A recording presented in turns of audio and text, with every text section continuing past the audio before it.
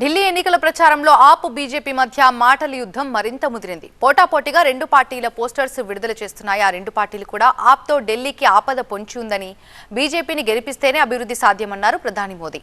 దేశవ్యాప్తంగా double engine సర్కార్లు విఫలమయ్యాయని counter ఇచ్చారు Kejriwal. Delhi assembly ఎన్నికల ప్రచారం మరింత వేడెక్కింది. ఎన్నికల ప్రచారంలో పోస్టర్ వార్ ప్రత్యేక ఆకర్షణగా నిలిచింది. అంతేకాకుండా రెండు పార్టీలు పోటాపోటీగా వీడియోలు విడుదల చేస్తున్నాయి. బీజేపీ ముఖ్యమంత్రి అభ్యర్థి ఎవరో చెప్పాలంటూ ఆప్ విడుదల చేసిన వీడియో సంచలనం రేపింది.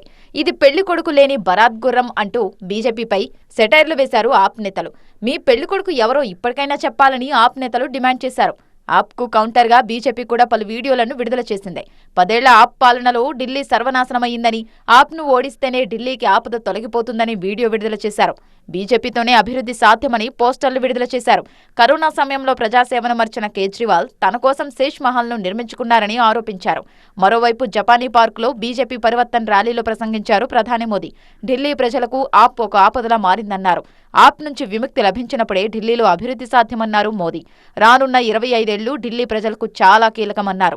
త్వరలో భారత్ ప్రపంచంలో 3వ అతిపెద్ద ఆర్థిక శక్తిగా అవతరిస్తుందన్నారు మోదీ. ఢిల్లీ అభివృద్ధి బీజేపీతోనే సాధ్యమన్నారు. ఈసారి తప్పకుండా బీజేపీ విజయం సాధిస్తుందన్నారు. एक ही आवाज गूंज रही है, आपदा नहीं सहेंगे, बदल के रहेंगे। आपदा नहीं सहेंगे, आपदा।